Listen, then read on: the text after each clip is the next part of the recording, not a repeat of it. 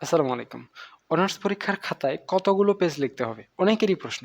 So আমি আজকে এই প্রশ্নের অ্যান্সার দিয়ে দিচ্ছি। দেখেন, আপনাদের এখন নতুন নিয়মে হোক আর পুরাতন নিয়মে হোক, পরীক্ষায় একটা প্রশ্নের জন্য কমপক্ষে ১ নাম্বার, সর্বোচ্চ ১০ নাম্বার থাকবে। এর বাইরে হবে না। তো খ বিভাগ হোক, গ বিভাগ হোক, ক বিভাগ হোক, ক প্রশ্ন হোক, খ প্রশ্ন হোক, গ প্রশ্ন হোক। প্রশ্ন যেইটাই হোক না কেন, থিওরি অ্যান্সার করার সময় যদি ১ মার্কের আপনার প্রশ্ন থাকে, সেক্ষেত্রে ১ লাইনে বা ২ লাইনে অ্যান্সার করবেন। ঠিক আছে? এটাই স্ট্যান্ডার্ড। এর থেকে বেশি লেখার প্রয়োজন নাই ১ মার্কের জন্য। এখন পরীক্ষায় যদি আপনাদের ২ মার্ক হয়, যদি পরীক্ষায় ২ মার্কের প্রশ্ন করা হয়, তাহলেও বেশি লেখার দরকার নাই। আধা পেজ লিখলেই হবে, যথেষ্ট। আধা পেজ লিখলে এর বেশি লেখার দরকার নাই। সর্বোচ্চ আপনারা যদি লিখতে চান, সেক্ষেত্রে ১ পেজ পর্যন্ত লিখতে পারেন। এতটুকু লেখার দরকার নাই মাত্র ২ মার্কের জন্য। যদি পরীক্ষায় ৩ মার্ক থাকে একটা প্রশ্নে, সেক্ষেত্রে আপনি কমপক্ষে ১ পেজ লিখবেন। ১ পেজের কম লিখলে তো হবেই না। সর্বোচ্চ ২ পেজ লিখবেন। এখন স্ট্যান্ডার্ড কত? স্ট্যান্ডার্ড হচ্ছে মনে করেন ১.৫ পেজ। ৩ মার্কের জন্য ১.৫ পেজ বা ১ পেজ, এটাও স্ট্যান্ডার্ড যদি হাতের লেখা ভালো হয়। এতটুকু পর্যন্ত ক্লিয়ার। ঠিক আছে? এরপরে ৪ নাম্বার যদি থাকে, সেক্ষেত্রে ১ পেজ তো হবে না আপনাদের। ১.৫ পেজ থেকে সর্বোচ্চ ২.৫ পেজ লিখবেন। এর বেশি লেখার দরকার নাই ৪ মার্কের জন্য। ৪ মার্কের জন্য অ্যাজ ইউজুয়াল আমি ২ পেজ লিখি। সো আপনি ১.৫ পেজ থেকে ২.৫ পেজ পর্যন্ত লিখবেন। এর বেশি ২.৫ পেজের বেশি লিখলে তো এতগুলো প্রশ্নের অ্যান্সার করতে পারবেন না। সো মোটামুটি এতটুকুই। এরপরে ৫ মার্ক যদি থাকে, ৫ মার্কের জন্য ১.৫ পেজ থেকে ৩ পেজ পর্যন্ত লিখবেন। বুঝতে পেরেছেন? ১.৫ পেজের কম লিখলে কোনোভাবেই হবে না। আর সর্বোচ্চ ৩ পেজ লিখবেন। এর বেশি কিভাবে লিখবেন বলেন? এতগুলো প্রশ্নের অ্যান্সার কিভাবে করবেন? তো এতটুকু পর্যন্ত ঠিক আছে। এরপরে ৬ মার্কের জন্য আপনি ২ পেজ থেকে ৩.৫ পেজ পর্যন্ত লিখবেন। ঠিক আছে? ৬ মার্কের জন্য। একটা প্রশ্নের পূর্ণমান যদি ৬ হয়। ম্যাথের বেলা আলাদা নিয়ম, চিত্র দিলে আলাদা নিয়ম। কিন্তু অ্যাজ ইউজুয়াল থিওরি প্রশ্নের জন্য এতটুকুই আপনাদের জন্য সবচেয়ে বেস্ট এবং স্ট্যান্ডার্ড। ৭ মার্ক যদি থাকে, সেক্ষেত্রে ২.৫ পেজ থেকে আ ২.৫ পেজ থেকে ৪.৫ পেজ পর্যন্ত আপনারা লিখতে পারেন। এটা ৪.৫ পেজ সর্বোচ্চ। তো আমি হইলে কত লিখতাম সেটা আমি একটু পরে আপনাদের বলতেছি। আপাতত আমি রেঞ্জটা আপনাদের দেখায় দিচ্ছি। ঠিক আছে? ৮ মার্কের জন্যও হচ্ছে ২.৫ পেজ থেকে হচ্ছে ৫ পেজ পর্যন্ত লিখবেন। এর বেশি লেখার দরকার নাই।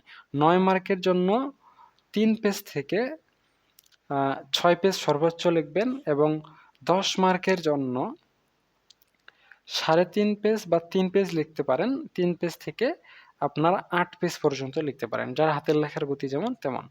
এখন আপনি আ এই স্ট্যান্ডার্ড ফলো করতে পারেন অথবা জানতে পারেন যে আমি কতটুকু লিখছিলাম। আমি খুবই ভালো রেজাল্ট করেছি। ফার্স্ট ক্লাস হইছে এবং জেলা পর্যায়ে হচ্ছে সর্বোচ্চ রেজাল্ট হয়েছে আমার জেলায় বেশ কয়েকবার।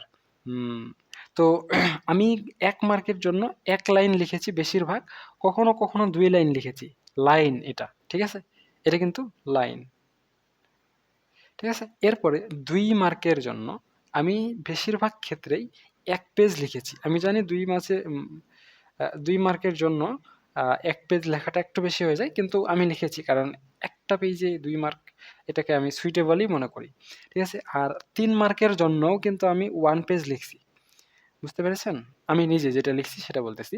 এর বেশি লিখিনি। বেশিরভাগ ক্ষেত্রেই ১ পেজ লিখছি। কখনো, কখনো ২-৩ পেজ লিখছি। সেটা আলাদা বিষয়। কারণ কিছু সাবজেক্ট আছে যেগুলোতে ম্যাথ আর থিওরি মিক্স থাকে। এখন ৮০ মার্কের মধ্যে আমি ম্যাথ অ্যান্সার করছি ৪৭ মার্ক এবং আমার সময় লাগছে ৪৫ মিনিট। তো বাকি সময়টা কি করব? তখন হচ্ছে ১০ মার্কের জন্য ১০ পেজ করে লিখছি। পুরো সময়টাই পড়ে আছে আমার এখানে, মানে কি করব বলেন? ওই টাইপের এক্সামগুলোতে। ঠিক আছে? যেমন হচ্ছে ট্যাক্সেশন ইন বাংলাদেশ, বাংলাদেশের করবিধি। অঙ্ক করতে ১ ঘন্টাও লাগে না। তো ওইখানে মোটামুটি ৪০, ৪৭, ৪৫ নাম্বার থাকে। বা কখনো, কখনো ৫০, ৫৫, ৬০ নাম্বার পর্যন্ত থাকে। আমি সম্ভবত ৫০ মার্কের অ্যান্সার দিছিলাম। ভুলে গেছি। অনেকদিন আগে দিয়েছি। বেশ কয়েক বছর হয়ে গেল। সো এখন আমার ১ ঘন্টায় সব ম্যাথ শেষ। এখন বাকি ৩ ঘন্টায় তো বসে, বসে থিওরি লিখতে হবে।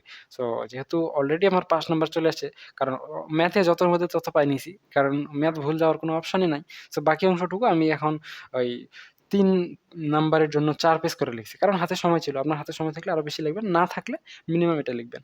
এরপরে 4 মার্কের জন্য আমি একদম বেশিরভাগ ক্ষেত্রে 2 পেজ লিখছি। কখনো বেশি লিখছি, ওটা বাদ দেন। ওটা হিসাব অ্যাজ ইউজুয়াল লিখি না। 5 মার্কের জন্যও কিন্তু আমি 2 পেজ লিখছি। কারণ 10 মার্কের জন্য 4 পেজ লিখছিলাম। আর 6 মার্কের জন্য আমি বেশিরভাগ ক্ষেত্রে 2.5 পেজ বা কখনো 3 পেজ লিখছি। সো 2 টার মধ্যে আমার টাইমের উপর ডিপেন্ড করে আমি যখন দেখি যে একটু শর্ট টাইম তখন 2.5 পেজ, যখন দেখছি একটু টাইম আছে তখন আবার 3 পেজ লিখতাম। ঠিক আছে? 7 মার্কের জন্য তো প্রতিবারই 3 পেজ লেখা হইছে। কারণ 7 মার্কে আমি 3 পেজের কম কখনোই লিখিনি। 8 মার্কের জন্যও আমি 3 পেজ লিখছি। তবে কখনো, কখনো সামান্য কখনো, কখনো মানে যখন মানে 20% টাইমে 3.5 পেজ লেখা হয়েছে। 9 মার্ক তো ছিলই না সাধারণত। তো 9 মার্কের জন্য যে কয়েকবার ছিল 9 মার্কে 4 পেজ আমি লিখেছি এবং 10 মার্কের জন্য 4 পেজ এবং 5 পেজ লিখেছি। এটা ডিপেন্ড করছে, কারণ কখনো হাতে সময় বেশি ছিল একটু থিওরিগুলোতেই, তখন 5 লিখছি আর নরমালি 4 পেজ করে লিখছি। সো এই হচ্ছে বিষয়। আমার হাতের লেখা এইখানে যেমন দেখতেছেন এমন না। পরীক্ষার খাতায় আমি কেমন লিখছিলাম সেটা যদি আমি আপনাদের একটু দেখাই।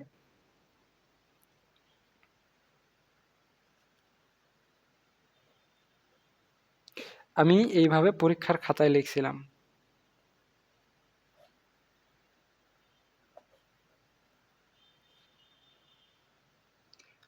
সেটা আমি দেখাই।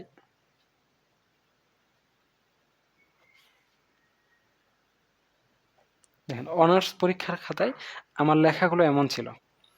তো আর এখন আমি তো সময় নিয়ে লিখছি সেজন্য এমন লিখছি।